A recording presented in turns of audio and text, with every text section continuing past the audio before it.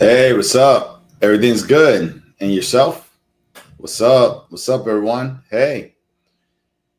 Yeah, so we're doing just a regular Q&A today. So just a regular Q&A. So if you have any questions, just let me know.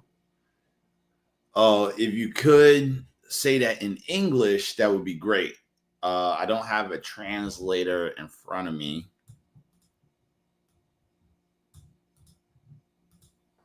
Don't have a translator in front of me, but if you say that in English, that'd be great. Just doing a quick Q&A. Oh, eating seitan right now? Yeah, that's good, man. That's really good. Hi, what supplements do you take? Perfect. So I could definitely start off with that question. So let's start off with the stuff that you see in the back, okay? So just give me a second.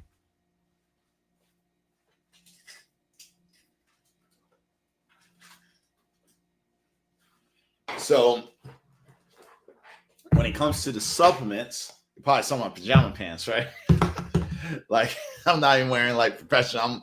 I'm getting comfortable after this. I'm going to bed, so I have my pajama pants on. I usually wear like full like dress clothes and stuff like that. But when I get close to the nighttime, I just put on my pajama pants and stuff like that, and just keep top is professional, bottom is comfortable. Just getting ready. But with that said, um, when it comes to supplements, let's start off with the brand. So the brand is going to be Clean Machine. Now, I've been with Clean Machine for over.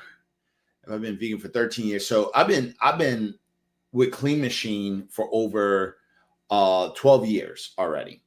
Okay, so it's one of the longest supplement brands that I've stuck to for a very long time. I've seen so many athletes and ambassadors come and go from this brand, but I've been I was actually, I think I was like the second or third person who actually joined Clean Machine when they first opened up. The owner, his name is Jeff Palmer. Now, the reason I always stuck with this brand and I never left the company and jumped from one brand to another, and even when I support other brands like Sun Warrior. Right now, I'm looking at Blue Man. I think it's called Birdman. I'm looking at that right now. The reason I never really jumped ship and I've always stuck with Clean Machine, and I always told other brands like, if you want to, if you want, I'll be an ambassador, or if you want me to be sponsored, that's great. But I'm not going to not talk about this like I'm not going to censor myself when it comes to representing brands, because I use different supplements and there's certain supplements that I love to talk about, and I don't want anyone to control my speech. You know what I'm saying? Like, you would have to pay me a shitload of money, like a lot, for me to say otherwise. But but again, I'm not really that guy, because the product has to be great. All right. It has to be honest. And with Clean Machine, they're the most transparent supplement company that's out there.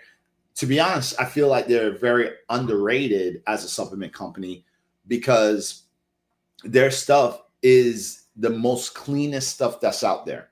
So when it comes to Clean Machine, and the reason it's clean, because all the ingredients that they use is non-GMO and organic ingredients. Okay, that's number one. Number two, all the products are backed behind human clinical studies that's posted on their websites.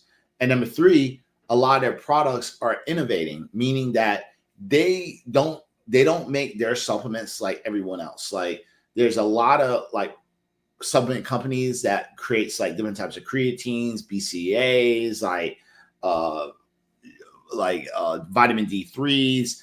And with Clean Machine, they always find a way of do things differently, but also at the same time better. Okay. So one of the things which I haven't seen even till this day, that matches up to a natural test booster, and it's one of their first products that ever came out, was the Cell Block 80 all natural testosterone booster. Now, this is a lot different than most test boosters out there because they're not using the same ingredients like most other companies. Most companies will use like Tribulus, some might use ashwagandha, they'll use horny goat weed, they'll use like a whole bunch of other ingredients that it helps with boosting up testosterone, but it's not something that they're not using ingredients that they can't get, because actually Cell Block 80 patented, which is the DM33. Now, DM33 pretty much is a code name that they use, but what it is actually a prickly pear. And it's actually, the prickly pear is a cactus flower. That's what it is. Okay. And they patent that ingredient. So no one else can actually use it. They have to ask, the companies will have to go to them and buy the rights to actually incorporate it into their product. Now, everything else companies can use, like stinging nettle, boron, ashwagandha. They can use those, but they can't use the DM33. Now, the special thing about the Clean Machine Cell Block 80 is that it not just also boosts up your natural test levels, but also actually helps you utilize more free testosterone. So that means it doesn't really matter how much testosterone you actually have. It's about how much free testosterone you can actually utilize. Okay, so that's really important. Now, another thing, what it does, it suppresses like the negative side effects, like cortisol, estrogen, the sex hormone binding globulin. It suppresses those hormones so you can utilize more free T. Okay, so that's the first one I've used for a very long time. Next one is going to be the ahi flower oil. So you might have heard of like chia seeds being a great omega-3, 6, and 9. Also flaxseed oil for vegans. And then, I know it's not vegan, but some vegans still take fish oil just because of the omega-3, 6, and 9s, and they don't feel that they're not going to get the benefits of the omega-3, 6, and 9s if they did chia or flax, right? Now with ahi flower oil, this is actually better than all of them. It has better anti-inflammatory properties than fish oil. Also, as well, it has a 400% greater EPA conversion than flaxseed oil as well. This is one of the best things you can use when it comes to getting your omega-3, 6, and 9. And some of the benefits as well is that since it's so concentrated, like you're only getting about three, I think it's only 3.5 grams of fat overall. And it's in a small soft gel capsule. So this is one thing that really helps. And when you're taking omega-3, 6, and 9s, obviously it's going to help with heart health, digestion, brain health, and also your joints, and it helps with inflammation as well. So it's one thing you definitely want to add into your cabinet if you want to improve your overall health and wellness. Another thing is the Clean Machine Vitamin D3. Okay, this is a great supplement because this is 100% organic.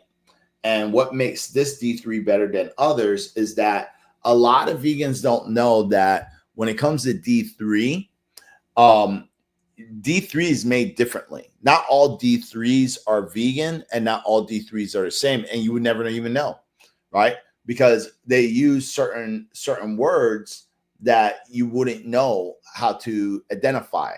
So, for example, some vitamin D3, if it doesn't say vegan on it, I'll be very careful if you're taking it, because vitamin D3 comes from sheepskin.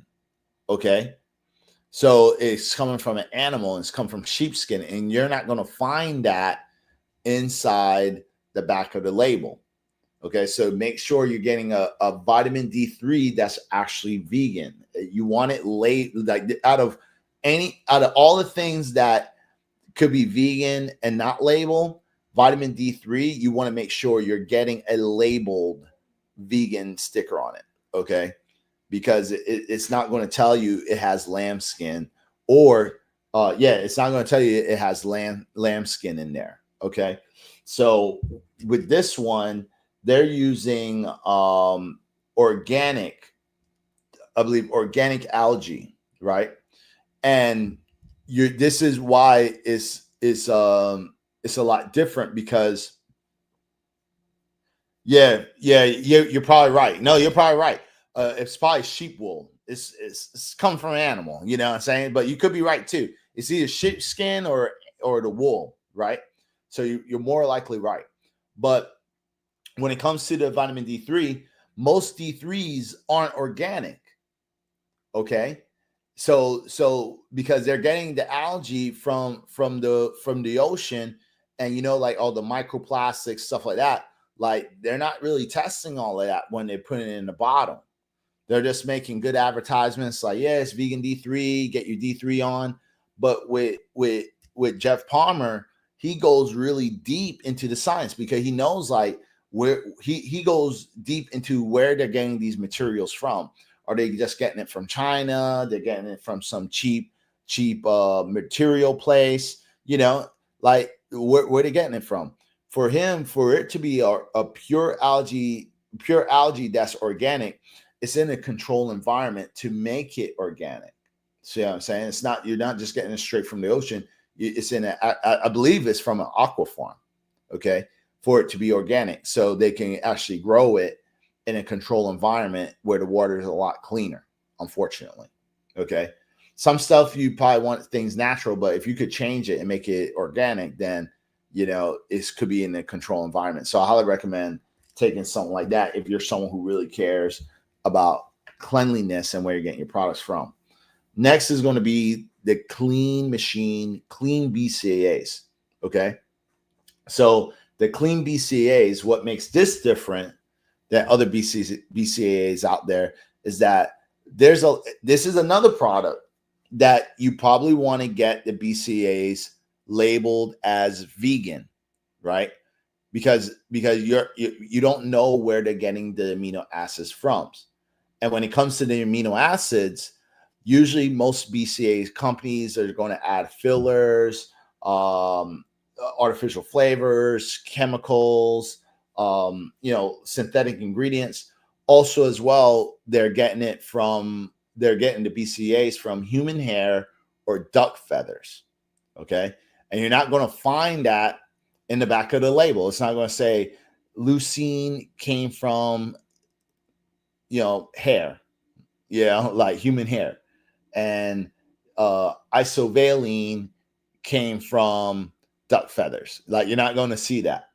So with them, the ingredients that they use for their BCAAs is non-GMO fermented corn, sunflower seeds, and then they added electrolytes with coconut water.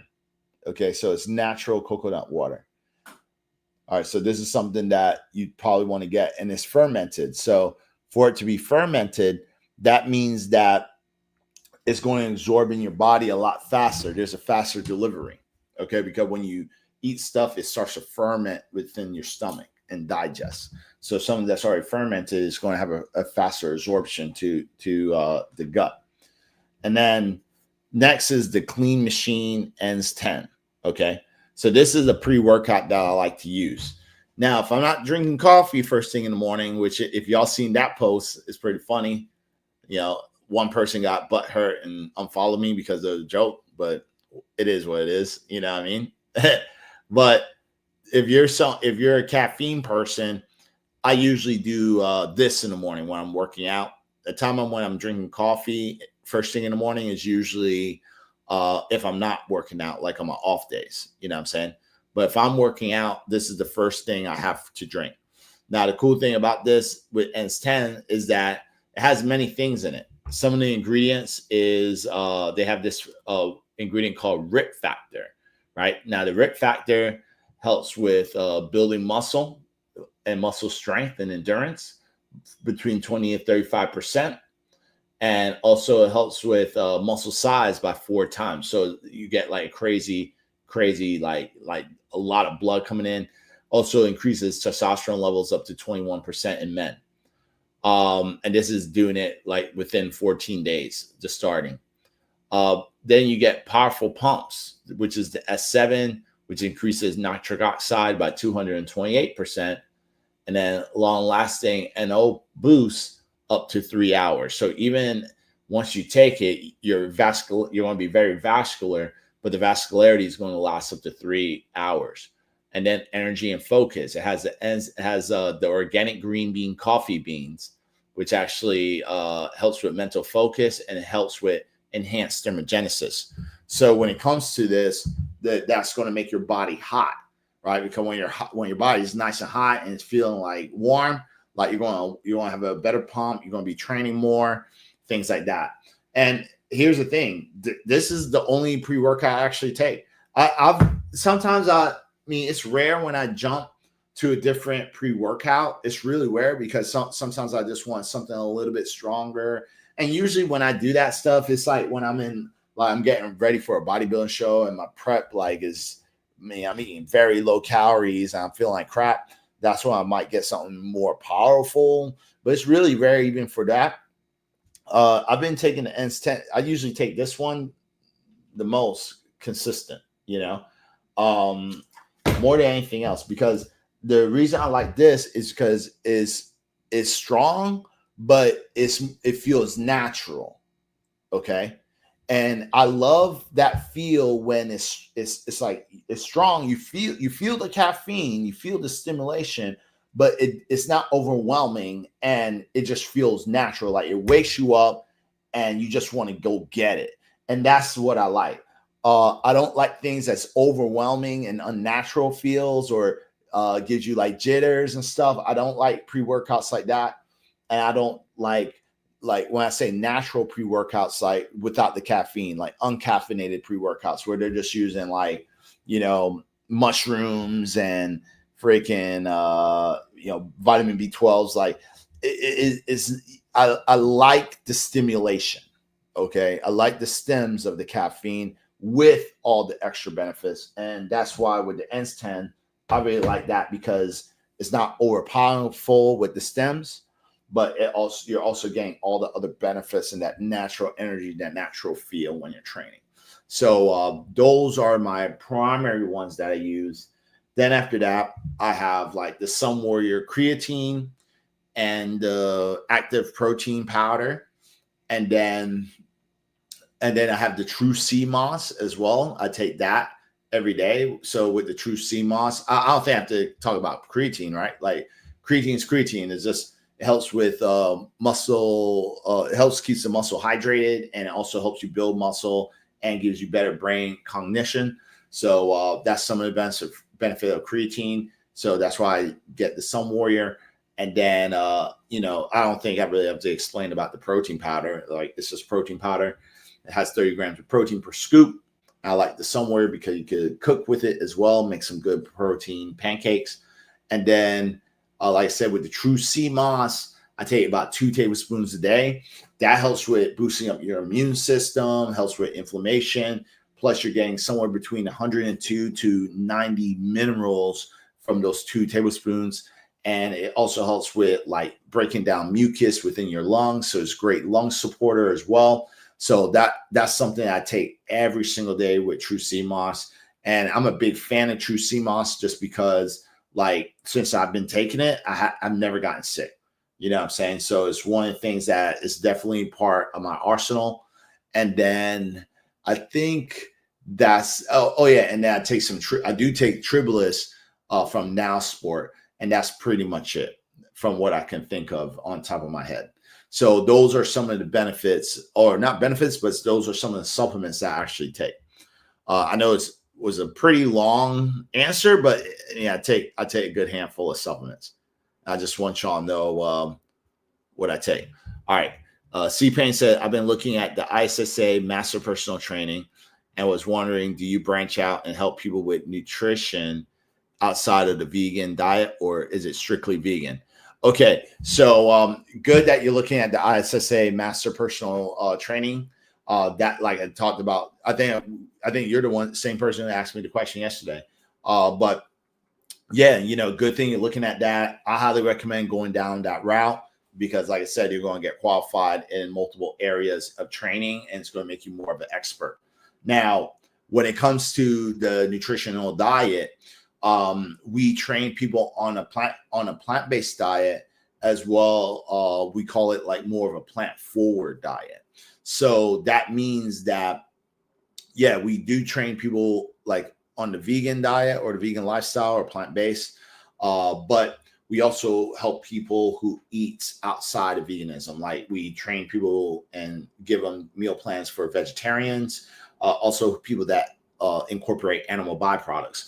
And the reason I call it a plant forward because with people who do the plant forward diet, they're able to consume animal byproducts, but we focus on the cleanness and healthiest animal meat that you can get, but we also incorporate plant-based foods into the diet while adding a lot of fruits, vegetables, grains, legumes, like that. Like we add a lot of that in there.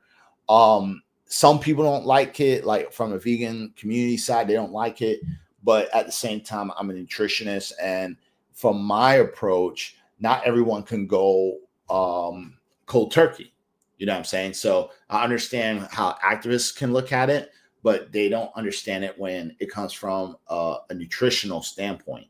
And some people psychologically has a lot of fears, a lot of roadblocks, a lot of things holding them back. Like just trying to eat healthy and then try and get someone to go from one end to the other is very tough. And not everyone goes vegan just because of animals. Like I'm telling you, like some people go vegan in my program just for health. You know what I'm saying? Just for health. And they know I talk about animal byproducts, but some of them are like, I do it just for health and that's it. Like I care about animals, but it's more for health for me. I had people who did it for health in the beginning, but then also working with me and then just hearing me talk about animals and why I went vegan, stuff like that. They started adopting more of a true vegan lifestyle where it comes more ethical as well. So from my experience, people went more plant-based for different reasons.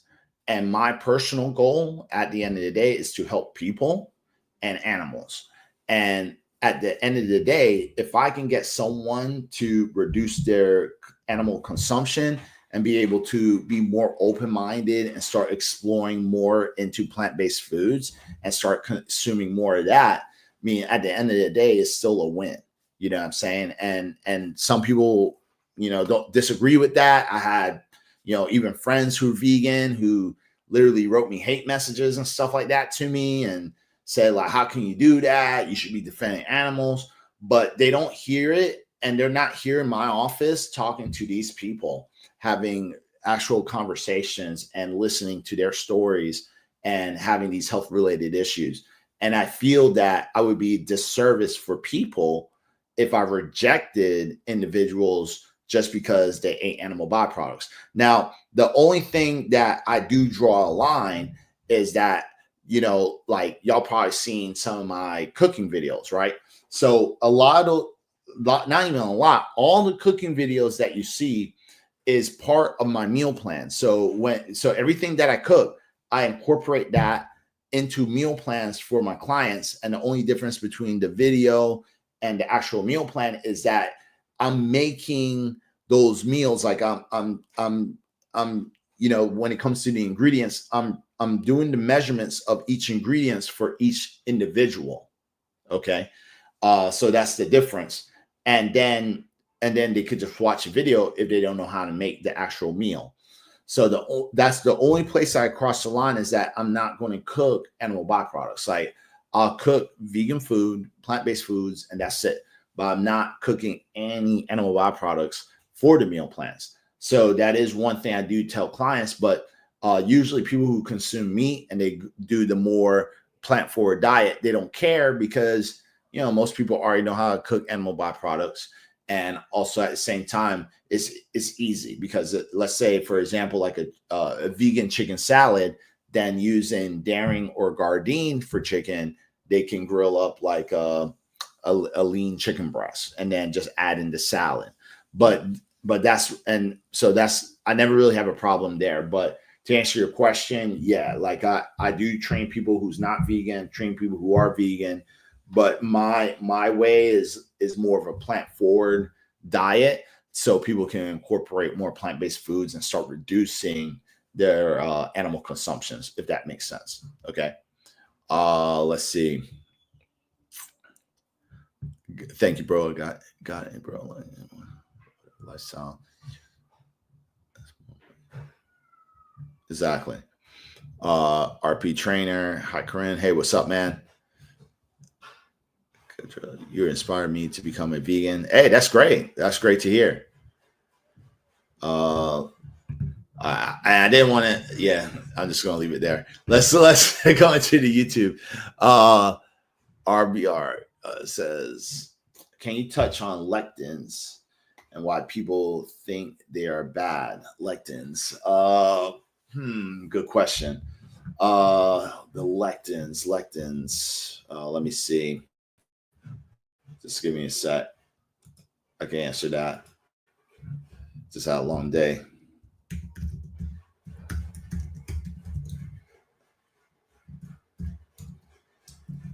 Hold on.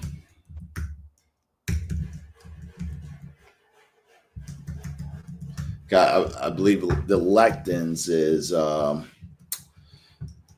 from the beans, I believe. I just want to double check that before I answer.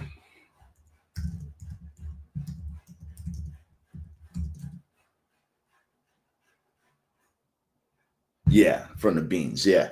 So when it, yeah. Okay, yeah. So what? Yeah, I just had to look it up real quick because I'm like, I just want to make sure that it's on the beans. So like when it comes to lectins, right? Yeah, they are bad, especially if you have like any type of gut issue, like that can create a lot of IBS, bloating, things like that, a lot of gas. So, but the one thing you could do to reduce lectins is soak your beans. Now, some people might buy pre-cooked beans and still have issues like stomach issues from the lectins from the beans, and that's probably because they didn't really soak them long enough. You know what I'm saying? Because you could do like you could like you could do like a quick soak and then put it in a pressure cooker. Would it break down all the lectins? No. The thing you really want to do to really break it down so the beans feel very digested in your stomach is going to be like soak it. I usually soak my beans 8 hours plus. That's what I do. So I do 8 hours or more. So literally I would do it like if I know I'm going to make beans, I bring out a big bowl, pour some purified water in there, let it soak overnight, and then cook it either in the morning or in the afternoon or that evening. And then I drain it, and then I throw it in drain it, wash, and then throw it. Well, I wash first, then soak. Yeah, I'm just saying it all backwards. Like I wash it first, then soak, then I go ahead and drain and throw it into. Well, I don't even drain it. I pour some more water into the pressure cooker with the beans because you don't need it a lot, and then I pressure cook it, and then I add all my seasonings and stuff like that, and then it tastes good. You know what I'm saying? But that's one way you could do it. You know what I'm saying? I always say like 8 hours or more. You know, but when you do the quick soak, yeah, you can have a lot of problems.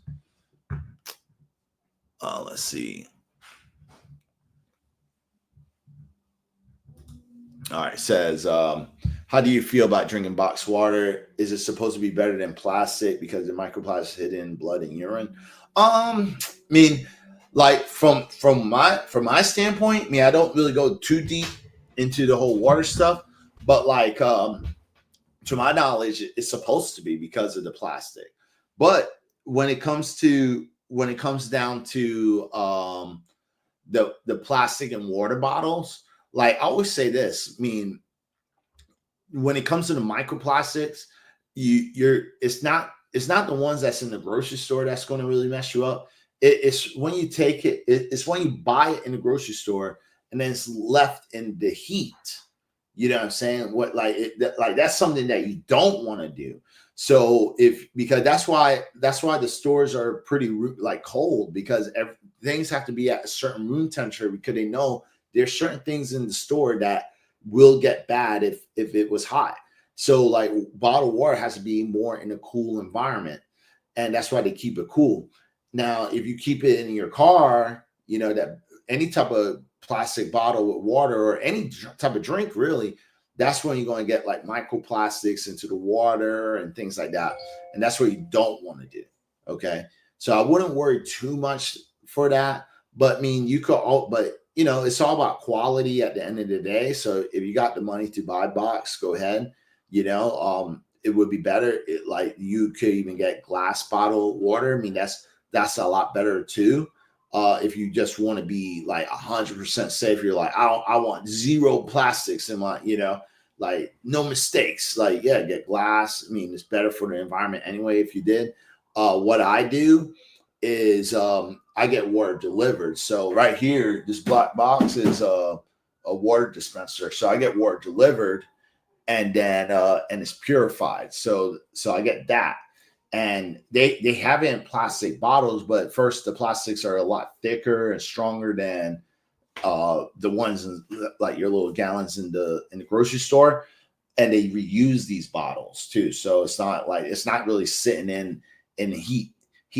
And because when they deliver it, they just they pour it in, they wash out, they sanitize the bottles, pour it in, ship it to you straight to your house, and that's it. And then I just keep the water bottles inside my home. It's never really hot in here. We keep it there out of the sunlight, and that's it.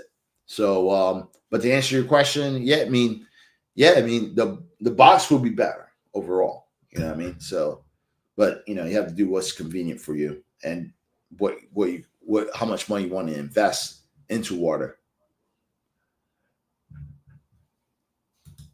Let's see. Is ENS10 problematic for someone with high blood pressure? Yeah.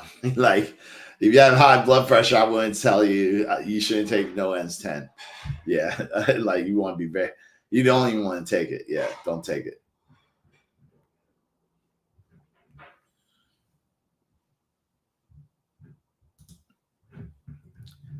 Black Queen says, soak them 24 hours, then cook them with either honey or some sort of sugar, and the sucrose breaks down the lectins.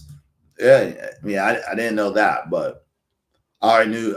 Only thing I knew is like if you soaked it, that's the only thing you need to do, because like and that's where everything like lectins, oxalates, like what's the other one with the oats? I forgot the thing for the oats. That they say is bad for you as well. But when it comes to those things, a lot of it is just prep work. You know what I'm saying? It's all prep work. It's the things that you're supposed to be doing when you prep the foods, or just sauteing, cooking, and boiling all this stuff. Like with beans, yeah, like once you soak it, then after that you pressure cook it, it's good.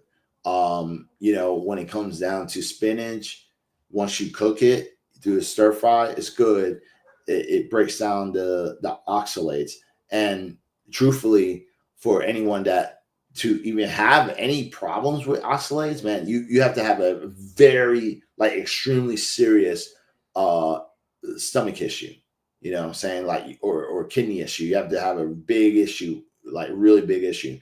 Because the chances of you getting any problems from spinach, eating especially raw spinach, is literally like it's rare. It's super rare. Yeah, it doesn't happen to everybody. You know what I mean? So it's super rare. It's like the chance of that happening is so rare. It's crazy. So it's not something that you have to worry about. Like, I used to drink smoothies, like raw spinach smoothies with like with the protein powders and stuff. And I just stopped drinking, and it's not even that reason why I stopped, but like I used to drink it every day. No issues, man. And never had issues. Only reason I stopped drinking smoothies because I drank them so much, I just got tired of smoothies. Like that's the only reason, because I drank, man. I mean, I was drinking them when, and I think too is because like I used to drink them when I was poor, man. When I was poor, I used to drink it all the time. So because it was just cheap, but it was healthy, and I was able to get all my nutrients in. Especially when I was a broke vegan, man, I was just like, I do what I do. So I think that's one of the reasons why, like, I just kind of stopped. Like, it's rare if I ever want a smoothie. Now I'm more on juices. If I'm going to drink anything, I'd rather have like a shot, or like a ginger shot, or a juice shot, or just juice, cold pressed juices. I'm more into cold pressed and smoothies right now. Even though smoothies are better than juices because you get more nutrients that way, but I'm more into juices, to be honest. Yeah, I just got tired of it. Um,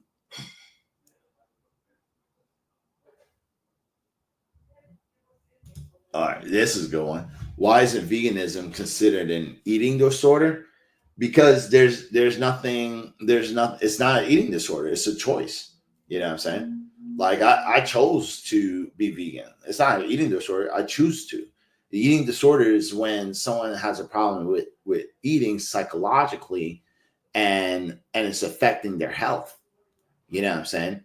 Being vegan isn't affecting my health, and it's not a disorder. Is something that I made that choice, because it's not something that is wrong. What's wrong is, you know, to be honest with you, to be honest with you, I think if we say like should veganism be an eating disorder? Like people who eat meat should be a vegan disorder. You know why? Because when you really know what happens to animals, and you see all the abuse and the pain and suffering that happens to these guys, then you're still able to like sit there happily at your table and say, I could still eat meat. Or you see like a animal getting slaughtered with his neck getting sliced off, and you're crying about the let's say the cow getting neck sliced neck sliced off, his neck sliced off, and then you eat a piece of chicken right after. That is crazy. You know what I'm saying? So that should be an eating like that should be a disorder in some way. People who's vegans who's doing it is just, and I'm just saying that for you to kind of think about it. You know what I'm saying? Because it's true. And the thing is though, is that with vegans, we made a choice to start eating more plant-based foods because we just didn't want to partake in that. That's it. Simple. It's like once I saw that, I'm like, that's messed up. I don't want to partake in it. Simple. You know? And I didn't do it cold turkey. Some people are like that. With me, I was a little skeptical too, but the skeptical part was mostly just because I wanted to make sure that I could do this healthy. That was the skeptical, the thing that just freaked me out. You know what I'm saying? It was just that part. And then once I found out that I could, because the first thing I did was went pescatarian. Once I found out that I could, then everything came together, because it was like that was the whole goal going pescatarian, because I was trying to learn how to do the whole vegan thing right. So I transitioned slowly and started learning more about it. And then the more I started learning, then I was like, all right, well, that makes sense. That makes sense. Oh, I can get this. I didn't want to just stop eating meat just because animals get killed. But but a big part of me did too, because I was like, but look at what some of these animals go through. They go through a lot of abuse. You know what I'm saying? Like that's messed up.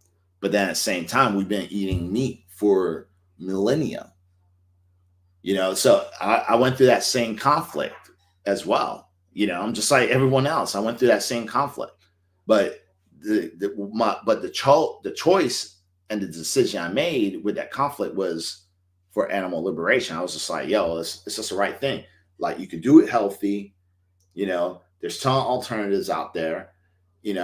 I'm living, I'm bodybuilding, I'm winning shows, I got trophies and stuff. You know what I'm saying? Like I got all that victory in the back. Like, why not? Like that's why I did. So like hopefully I answer your question, man. Like when it comes down to that, that's why I shouldn't be an eating disorder. And if you're still with that, you're still with like, I think it should be, then like I said, think about it the other way, how I explained to you if I said that to you eating meat. You know what I mean? Thanks for the thoughtful answer, man. Appreciate it. Yeah, no problem, man. No problem. Now I get it. You know what I'm saying? Let's see. Kevin Crunch says, "Sup, bro? Hope you're doing well. Heading up. Oh yeah, yeah. Get those gains, man. Get those gains.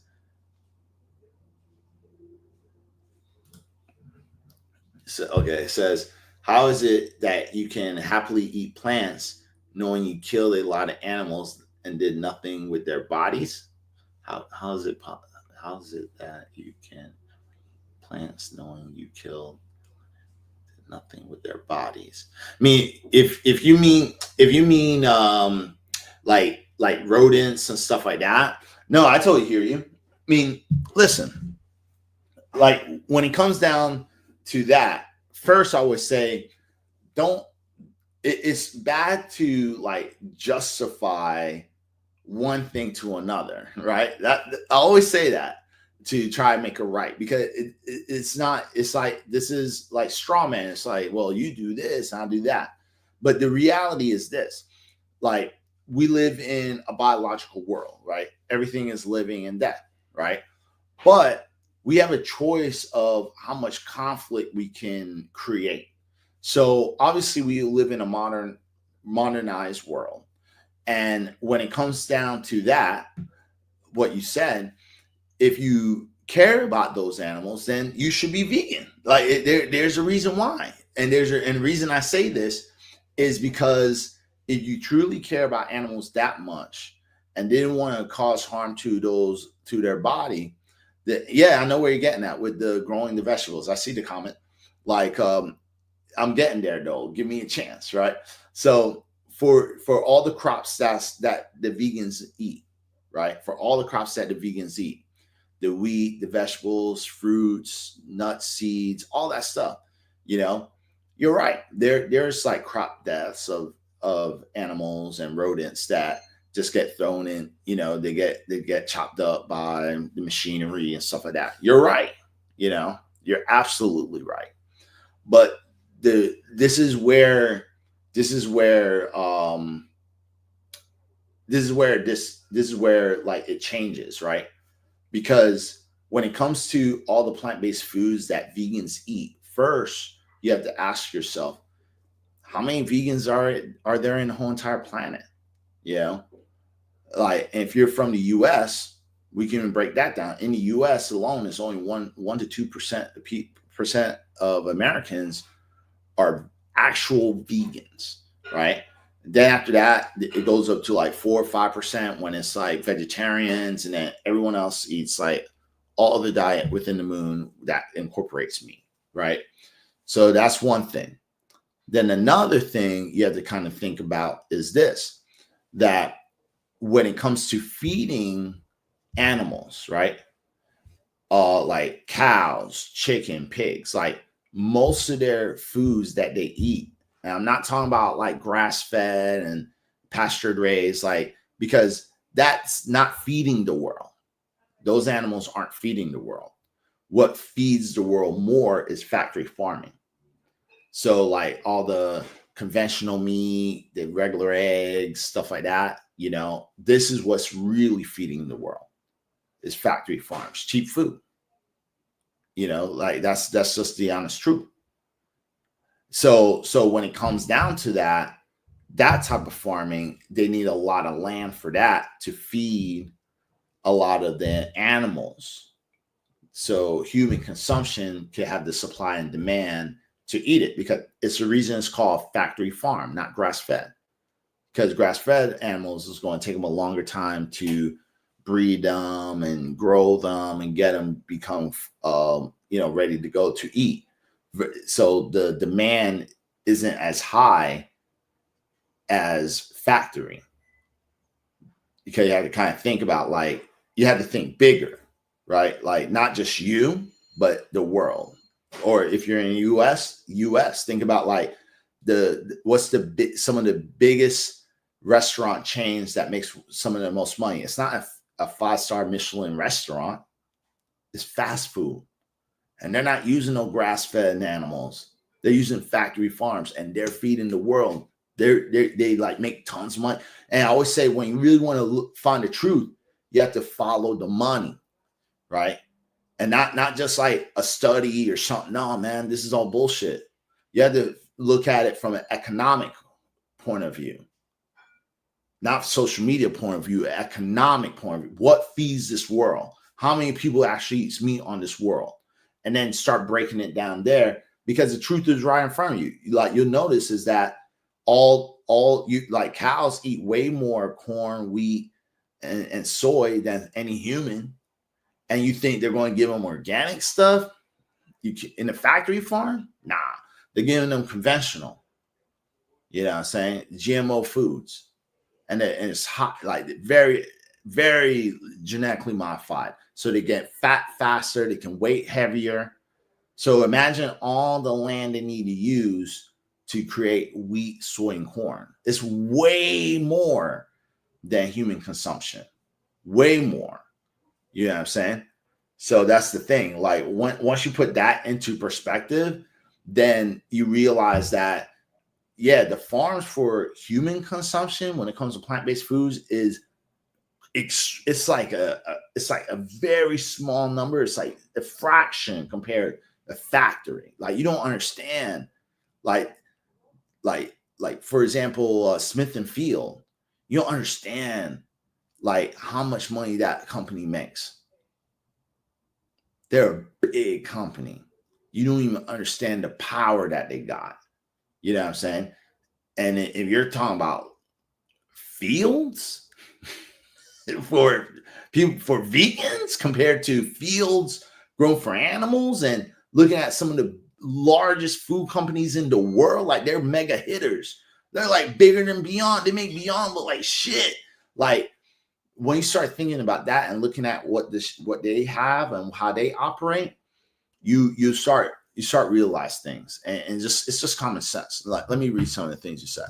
So to grow vegetables, you have to take up space from animals. That means those animals are either in the field, they're rolled dying by cars. If they're in the fields, they're going to die by plow.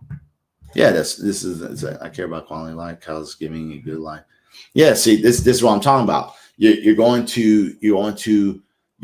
taking your mind to a place that isn't bitten. It's not making an impact. It's not a problem. You know what I'm saying? Like I said, you're comparing and contrasting, but I'm not comparing and contrasting. I'm telling you facts. I'm like telling you, like, look at a factory farm, who feeds the world. If you care about rodents, it's not about like the grass-fed cow. I don't care about the grass-fed cow. At the end of the day, he's still going to die. That's why I went vegan, right? So it's like, to me, I value life. So valuing his life is not killing him. It's like, you know what I'm saying? It's like, to me, that's how I look at it. Like, I don't see a gray area in life or death, because I was in the military. I was trained to kill people. So to me, it's like, it's life and death. Like, death, lights out. Like, you do not exist on this planet, on this realm anymore. Why is it up to me to take that away from that animal? And I'm not living his experience. You don't know his experience of life. You know what I'm saying? You don't know that cow's experience of life and how they value it. You're speaking for the unspoken, and you don't even know what they're thinking. See what I'm saying? That wouldn't be fair. If the shoes was turned around, would you be there like, yeah, kill me, eat me, you know, like, and then I'm standing right in front of you telling you, like, yeah, I value his life, but I'm going to kill him so I can eat him. You know, like that, you're going to be like, you would wish a vegan was fighting for your life. Like, it's like, and that's what I always say to people. I was like, if you ever reincarnated into an animal and now you're the hunted, you be praying for vegans. You know, I hope for everyone reincarnation is not real, because if it is, that would be a living hell. Seriously. So, like, to me, that's why and I'm just being real, man. Like, that's why like, with the whole grass fed and stuff like that, and, you know, like that's how I just look at it. You know what I'm saying? Yeah, I mean, it does require a lot of land, because you're thinking about the animals. Like I said, you're thinking about the land of the animals, not the land for the feed to create so the animals can eat.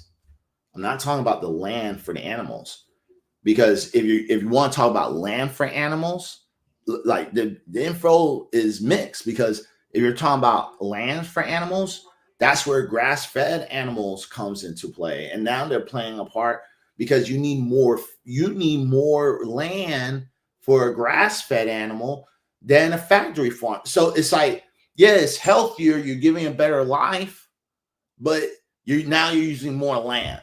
So now we're having another environmental issue, So it's like it's just like it's a you know what's the word? A catch-22.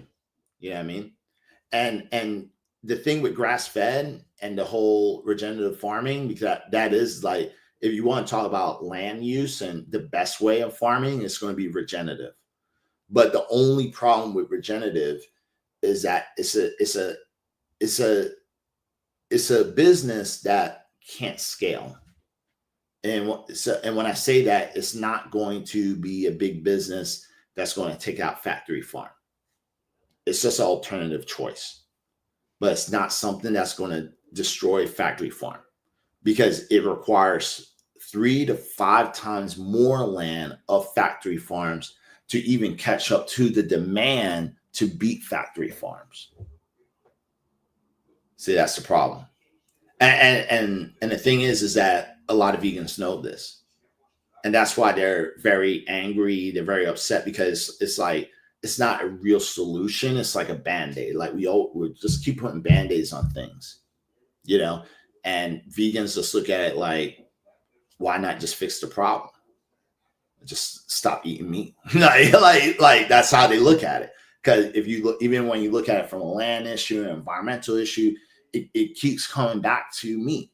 And when you kind of really do the intensive research and you just check and you see, and you can see it, you can visit these places, go to a slaughterhouse, see how it looks inside, and tell me if you're still hungry after, like when you see things that it just is, it's either you're going to be more attracted to eating animal byproducts or not. And for me, I'm not attracted to it. And that's just how it is, Hopefully that answered your question, but I'm just being real. You know what I'm saying? I'm not trying to be disrespectful, stuff like that. I'm just telling my view and what I think. You know what I mean? Let's see. Were you a vegan when you were in the military? Do you think it would be possible to do vegan and do the demands of military life? Yeah, you could. I mean, you could do it. I mean, with me, like, yeah and no, like, because I was in the Navy Reserves when I joined I was in the Navy Reserves when I went vegan. So, and if you don't know what the reserves are part-time. Okay. So that means that you're only in the military half of the time.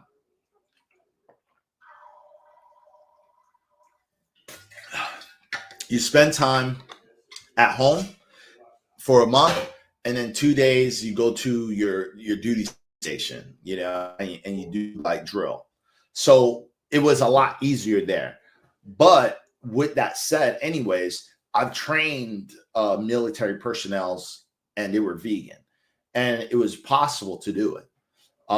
Sometimes in the chow halls and stuff like that, they'll have a vegan option, or they'll just eat the sides, and they probably just bring like some type of vegan protein, because it depends what part of the military you're going to be in. Like if you're already married or something like that, like more likely you could still go to the grocery store, cook your own food. Even in the military, you don't have to eat at the chow hall.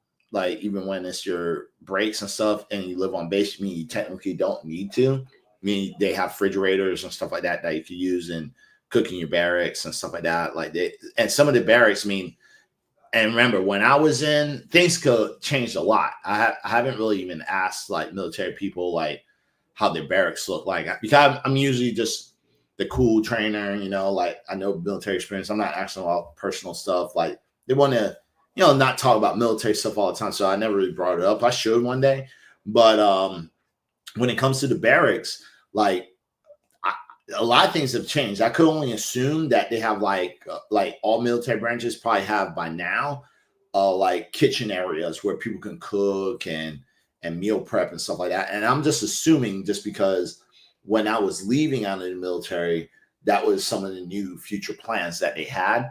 especially when I was in the Marine Corps, because in the Marine Corps, I did that fully active. So I was there 24 hours. And that was some of the things they were doing. And this has been, I mean, like last time I was in was like 14 years, 14, 15 years, was the last time I was in the military. So a lot could have changed. But like I said, I've trained many military personnel in my program, and I give them my meal plans and stuff. They never had an issue. They were able to get everything. None of them really had any problems with the meal plans or the food. So I would only assume that, they probably have kitchens and stuff. So, it shouldn't be an issue. What was the most difficult thing to quit for you when you became vegan? Well, I want to be honest with you. It was sushi. I think that was. I always loved sushi, and I still do. But but now they got vegan rolls, vegan sushis. But back in the day, when I first went vegan, they like people who made a veggie roll. It was like cucumber roll, and that shit sucked. It's just like, how regular sushi is. Like you have all these tempuras and stuff like that, and all these different types of specialty rolls, hand rolls. And I was just like, man, like that's my jam, man. And when I would go to a sushi restaurant and get cucumber rolls or avocado roll, and the avocado roll it was lucky because back then a lot of people just did cucumber. Now and then maybe some places did some avocado, and I was just like, man, this is trash, And I always love spicy mayo too. I couldn't do the spicy mayo. Now I'm just stuck with wasabi, ginger, and soy sauce, like the basics. And I used to love that spicy mayo with the sushi. So that's the only thing I missed for a very long time, because I actually stopped eating sushi because like vegan sushi, because I couldn't find a good place. And even some of the best places I've been to, it still wasn't that great until like people started coming until like people started making more vegan rolls, and vegan restaurants with vegan sushi and stuff like that started to come out. People started becoming more creative with the rolls, and then even like Asian restaurants, they had to pick up their veggie game and say like, oh man, people are making these crazy ass plant-based rolls. Like we need to step our game up. Now it's good. Like now I could go any Asian place and they'll have everything. Sometimes they'll even make it for me from scratch. They'll be like, oh yeah, we can make a veggie roll for you. Yeah. We have we have carrots, we have cucumber, we have avocado. We could throw, a little mushroom in there. Like sometimes they'll make it for you. So, but to answer your question, that was the toughest thing, before I gave up, because I tell you the truth, that's probably one of the reasons why I went pescatarian first, because it was just the sushi. I was like, and the second thing was ceviche, that was the second thing. But now you have vegan ceviche, which is really cool. You can use like watermelon and mushrooms and stuff like that. It's crazy with the ceviche now. And I think that now, like everything now tastes way better than even before. You know what I'm saying? But that's all it is. Let's see. My thoughts on onion and garlic. I consider them worse than meat. I personally don't eat them. For you, some people might have allergens, and some people have like a religious thing about eating pretty much root vegetables, because it is a root vegetable. But from my knowledge, it's one of the most powerful foods out there. Like they're antifungal, so that's going to really clean you out when it comes to parasites and stuff like that, because it's an antifungal food. So you want that in your system. It's one of the most powerful things that you put in your system to prevent parasites and like inflammation and mucus, stuff like that. It's like a natural detoxifier for your body.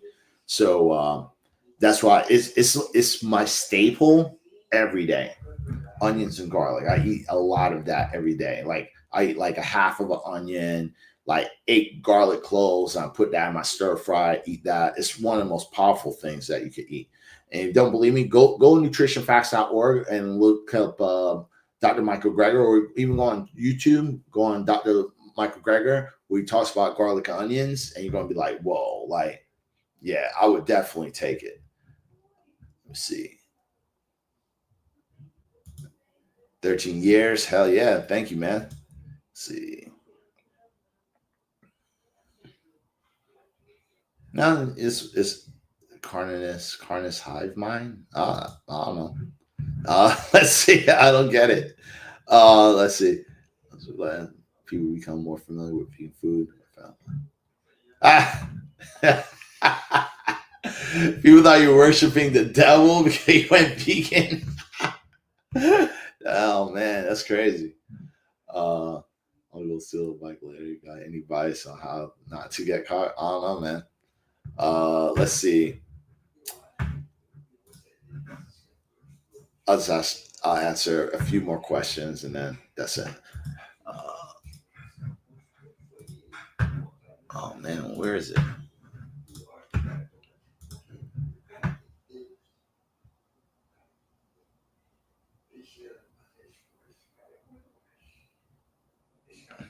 Oh, this is a good one. So, on Instagram, they said, "Do you have a vegan girlfriend?" Let me get you off my screen, bro. All right. Is recycling good for the environment? Oh, been vegan for 2 years. Oh, you've been vegan for 2 years? Yeah, I don't understand your name though. All right, let's read this one from Instagram. They said, "Do you have a vegan girlfriend?" Yeah. Her name's Fernanda, and we've been together for over 8 years. And yeah, Yak K said, yeah, he's like they've been over 8 years. He prefers vegan partners. Yeah, I did like a whole video on it, like why I prefer vegan partners, because I got screwed over by, I mean, like through my experience, what happened was when I went vegan, I never thought that it would play a role in my relationship, right? Because I looked at it as a personal choice and my dietary preference. So I really never looked at it offending anybody. And when people would ask, I just tell my story, and that's it. I never really judge other people or thought anything negative about them. But I would go on dates with girls that used to eat meat, and I even dated a few girls that ate meat as well. But from each girlfriend I went through, there was things I was kind of like picking up subconsciously about them, and it was just like because for me, like eating the foods made me more calmer, made me look at life differently, made me start looking at like just living beings, and it was changing me because it was just like I was just looking at things more peaceful, calmly, and then the healthier I felt, there was things I wanted to cut out of my life, like I didn't want to drink. I stopped wanting to being up late and partying, because it started from the inside for me. It wasn't just like, yeah, I saw these animals and stuff. It made a true relationship of who I was as a person, and I wasn't happy either. So I was like, I want to be a different person. Like I want to be someone who's more compassionate. I want to be someone who wants real love, like things like that, because and see life as a life. You know what I mean? So and really appreciate it, enjoy it. So what I was seeing from different relationships, that these people that I dated, they weren't aligning to the person I was becoming, if that makes sense. You know what I'm saying? So that's when I decided to I want to start dating vegans. I just told myself, like, maybe I should date a vegan, because I was going to like vegan festivals and like going to vegan meetups and stuff like that, and meeting up with other vegans. And it was just the conversations I was having and things we related on. We weren't just sitting there talking about animals all day, or just vegan shit all day. We were just having normal conversations, but the conversations was more aligned to a lot of things that I was becoming. So, and hopefully that makes sense, right? So, so that's what happened. And then I kind of told myself like maybe I should start dating vegans and stop dating people who consume meat because I was just seeing a different relationship. I was just, I'm not saying like I don't have friends and, I have best friends who eats meat, you know what I'm saying? But so I'm not saying anything but like that. But when it comes to an intimate partner, it's just a little bit different.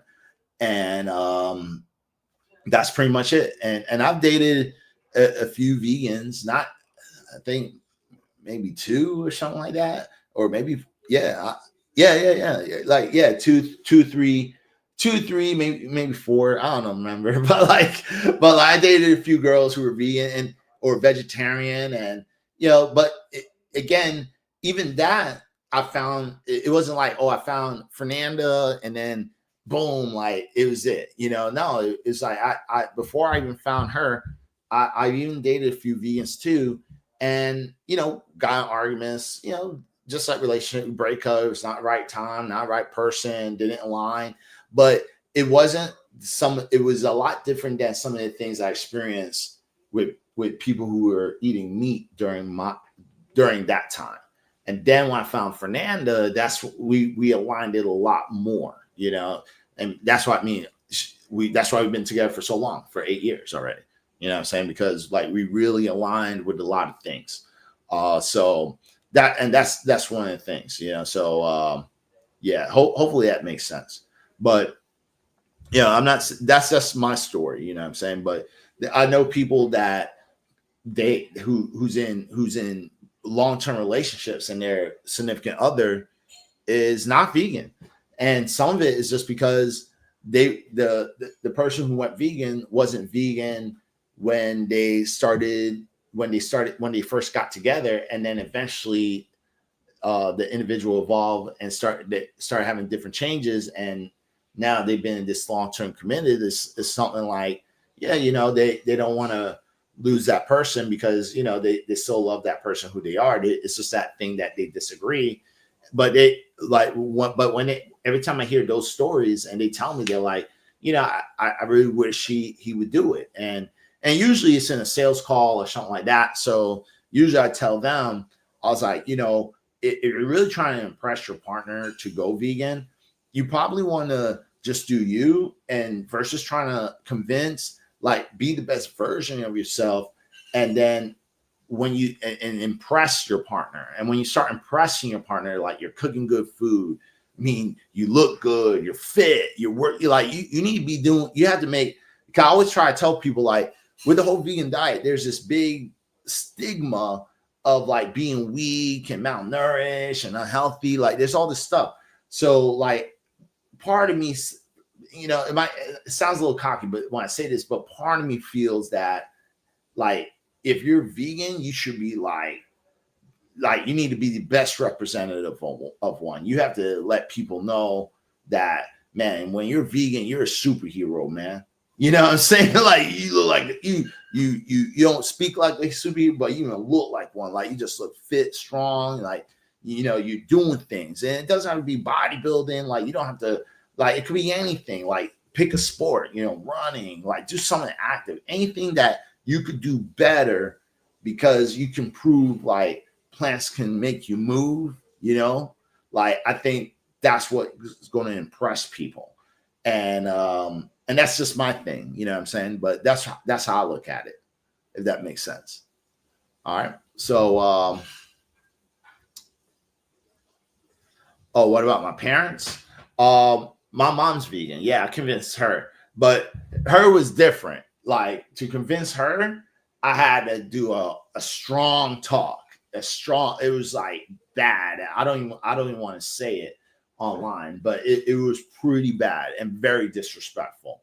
A lot of disrespectful things were said, but it had to be said. That's the only thing I could say. But it was bad, just because like it was one of those things where, she was diagnosed with type 2 diabetes. She was over 300 pounds and 5'4". So I had to have like, I couldn't talk to her as a son. I had to talk to her like a coach. And if you train with me before and you get on my bad side, I just chew your ass. I just get into you and I just tell you what's up. It's no filter. I'll just be like, hey, look, man, you're 300 pounds. You have type 2 diabetes. Like, what are you doing right now? Like, you're not doing anything. Like, you need to get on a plant-based diet and do this ASAP. Like, you're my mom and everything. But, look, if you pass away, like, I can't be sad for you for this, because like you're not doing the things to really take care of yourself and love yourself. And you have to do those things. If you truly love yourself, then you have to take care of it, not just for you, but also for me. You know, like, this is messed up. And you're not fulfilling the duty as a parent to try to be on this plane or on this realm as long enough because you want to go ahead and stay complacent. It was pretty bad to say that stuff with a straight face and everything. You know what I'm saying? But it was one of those things that I just had to like drill sergeant type shit. And then also one time I went to my mom's place with a trash bag and like with a whole bunch of trash bags. And I just went in her fridge, threw everything away. And she was crying. My mom was like, what are you doing? Like, it was like that type of shit. I walked, like, for real. I walked in like a drill instructor. I was like, knocked on the door. Just like that. She's like, who is it? Corinne. What? Like, oh, you came to visit? I'm like, damn right. I'm here to visit and clean up. Clean up what? This kitchen. And I just opened the fridge. Started, like, no hesitation. Started throwing shit in there. I was like, trash, trash, trash. And she's like, no, that's my food. What are you doing? I was like, it's all trash. I was like, this is garbage. This shit's killing you, And then I went in her freezer. I was like, look at these vegetables. I mean, she had vegetables like in her fridge that was in there probably like for 3 years. And those vegetables that's been in the back of your freezer for a very long time. And they look bad because even when you open it, everything is ice. Like the whole bag of vegetables turned to a block of ice. Like, that's the type of shit she had in her fridge. And I was like, how long you say you have vegetables in your fridge? How old is this? She's like, I just got them. I was like, bullshit. I was like, how you just got them? And these vegetables are literally a block of ice. This has been back in the freezer for over freaking 3 years, man. Threw it away. I emptied out her whole fridge. She even had like a champagne bottle that she got when she graduated from the university, because my mom just graduated about like, I want to say about like 3 or 4 years ago with her getting her master's degree in marketing and business. And she had this champagne bottle that she never drank. And when I grabbed it, she was like, I was going to use that to celebrate my graduation. I was like, how long was that? She was like, oh, 6 months ago. I said, if it had been 6 months, the celebration is over. And threw the champagne bottle in there and tied everything up. I had literally like 3 bags of like food in there. And I just threw them in the dumpster just like that. And like, even my mom was like, what about giving it to a homeless or giving it at, like, I want to tell y'all the truth. I was so pissed off. I didn't care. Half of the food was trash anyway. And my motto is like, and especially what I told her was pretty much like, look, if this food is trash, I don't want you eating it. Well, I'm going to give it to someone. So why I'm going to give this garbage to someone else? If I'm going to donate food, I'm going to give them food that I eat, not hand-me-downs and shit. Because and when I say these things, I'm real like that. Like, I don't, if I give food to somebody, I'm not giving you food that's just like whatever in a can.